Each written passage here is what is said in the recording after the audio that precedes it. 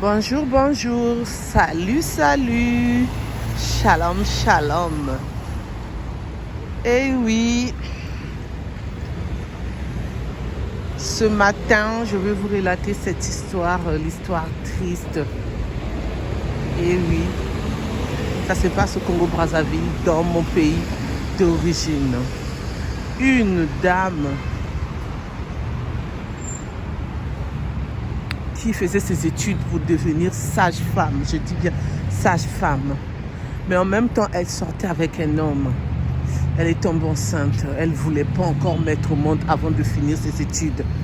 Tout était calculé chez elle. Finir ses études, être sage-femme et après se marier, avoir des enfants. Mais quand elle est tombée enceinte, elle a voulu avoir @T. Personne dans sa famille, dans la maison familiale, n'était au courant. C'est seulement elle-même qui était au courant.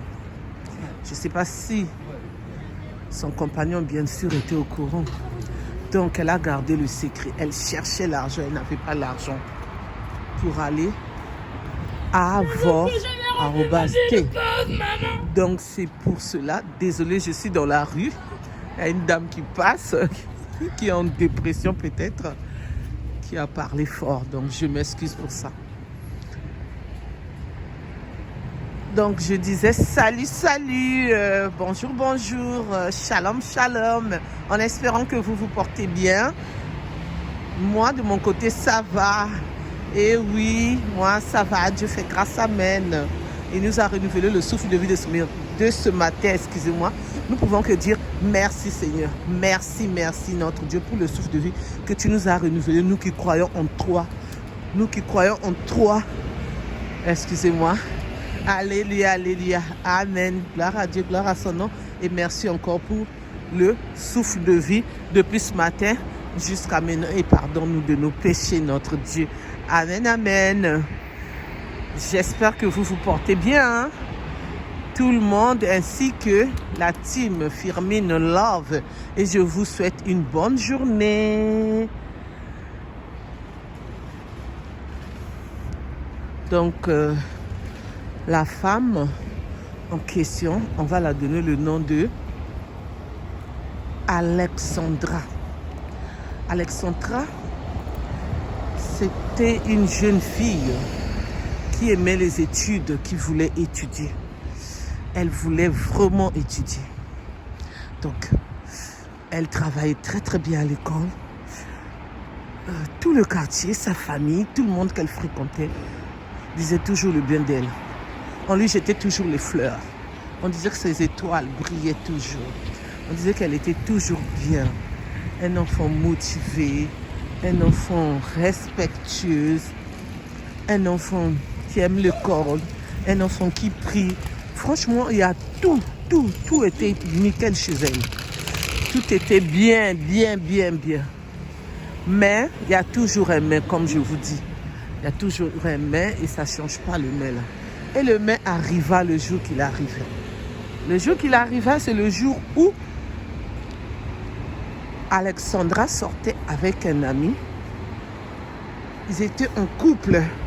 Mais ils n'habitaient pas ensemble parce qu'elle était étudiante. Bon, il y a des étudiantes qui habitent ensemble, mais elle, ce n'est pas le cas. Elle était dans la maison familiale. Tout se passait bien, l'amour était là et tout. Et après, elle s'est retrouvée qu'elle était enceinte. Elle voulait devenir sage-femme. Elle n'avait pas l'argent pour aller avoir @T. Donc, elle a gardé le bébé jusqu'à ce que elle s'est dit, dès que je vais accoucher, je vais jeter l'enfant dans les toilettes. Et oui, donc c'était son idée.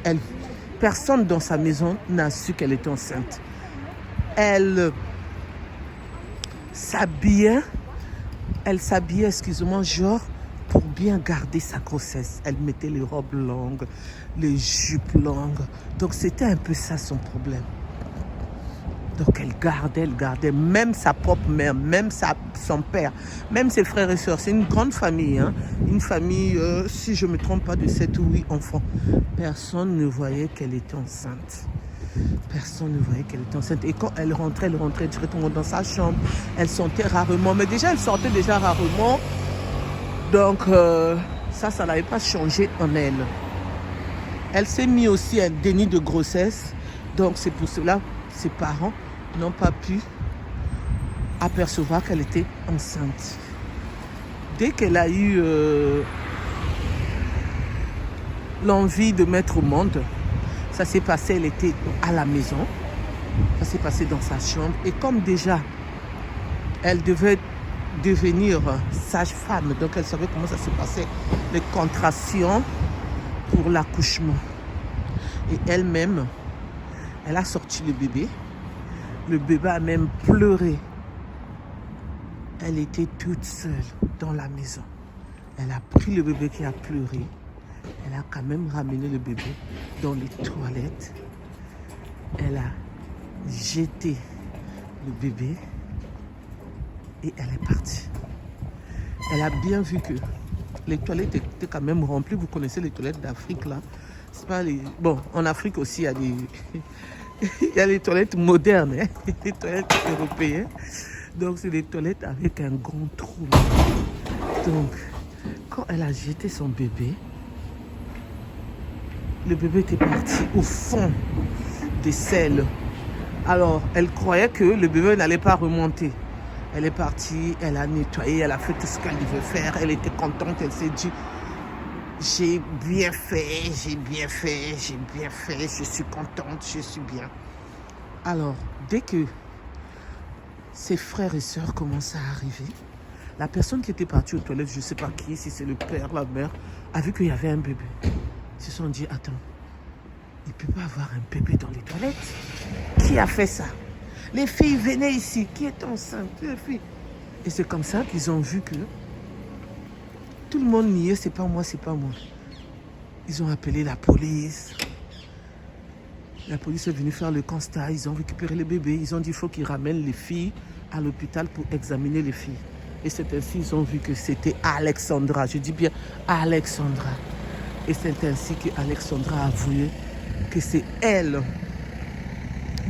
qui a fait ça, que par rapport à ses études, elle ne voulait pas garder le bébé. Ils ont dit, mais fallait nous dire, on allait prendre ton bébé, c'est pas un problème.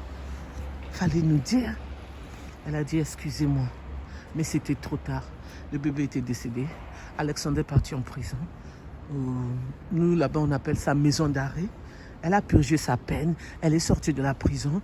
Et c'est là où elle a continué ses études. Elle a continué ses études. Elle est devenue sage-femme. Et là, maintenant, elle est retraitée. Mais elle pratique toujours. Elle a ouvert sa clinique. Elle n'a jamais mis au monde. Elle s'est mariée en plusieurs fois. Mais elle n'a jamais eu d'enfant. Et c'est à cause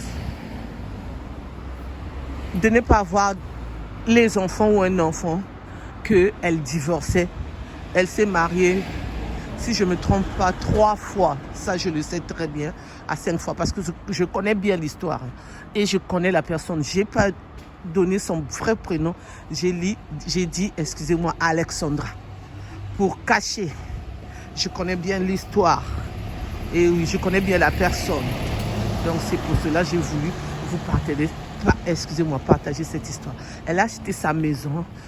Elle a construit une maison de 3 niveaux.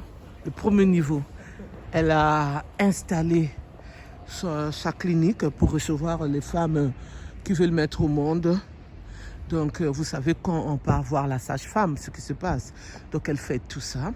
Le deuxième niveau, elle a mis les locataires. Le troisième niveau, c'est là où elle habite.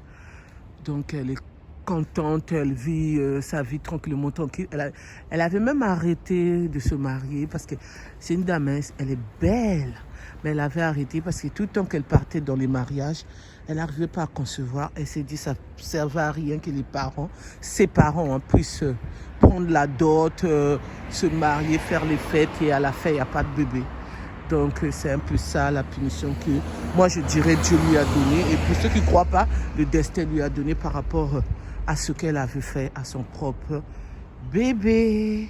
Donc, pour ceux qui ne me connaissent pas, je suis la coach Firmine. Je suis Firmine. Pour ceux qui ne sont pas encore abonnés, je vous invite à vous abonner, à liker, à partager, à commenter, s'il vous plaît. Je compte sur vous. Merci. N'oubliez pas aussi d'appuyer sur la cloche de notification pour recevoir les vidéos que je mettrai en ligne, s'il vous plaît. Merci. Et je vous dis à bientôt pour une nouvelle vidéo. Bye bye. Bye. Bye.